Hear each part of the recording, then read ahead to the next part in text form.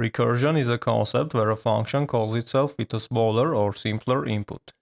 In essence, it's a method of solving problems by breaking them down into subproblems of the same type. But not all recursion is crafted equally. Today we'll explore one-branch and two-branch recursions. Let's start with one-branch recursion. This type of recursion occurs when a function makes a single call to itself. A classic example is calculating the factorial of a number. The factorial of number n is the product of all positive integers from 1 to n. Let's see how recursion helps us calculate it. For example, to calculate factorial of 4, we have to calculate 4 times 3 factorial. And 3 factorial equals 3 times of 2 factorial.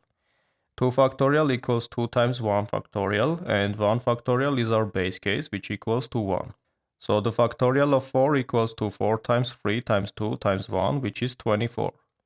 If we write this in code, we would have a recursive case where our function makes a recursive call to itself with the argument n-1 and multiplies n by the result of this recursive call.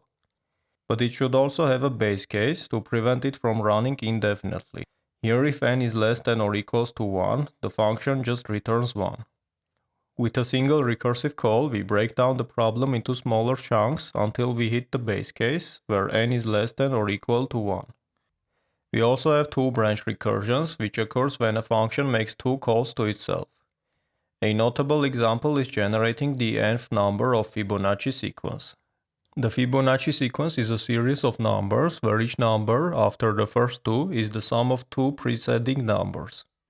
The sequence starts with 0 and 1. Now to find the fourth Fibonacci number, which is f4, we have to add up f3 and f2.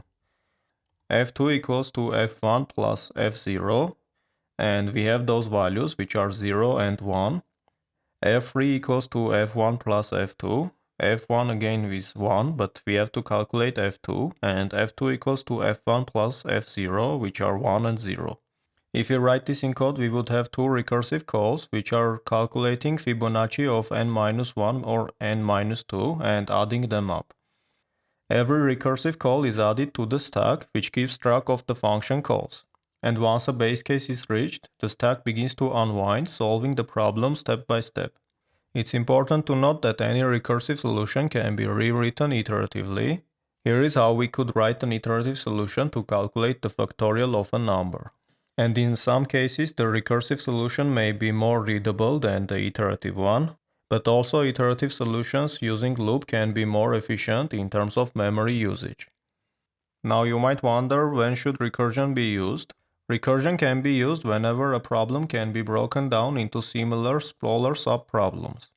And also if the problem hints a self-similar or hierarchical structure like file directory system or a family tree, it's time to use recursion. To recap, recursion is a loop-like technique to solve problems by dividing them into smaller, similar subtasks. While one-branch recursion simplifies the problem with a single self-call, two-branch recursion has a dual self-call approach. And all types of recursions use stack data structure to keep track of the function calls.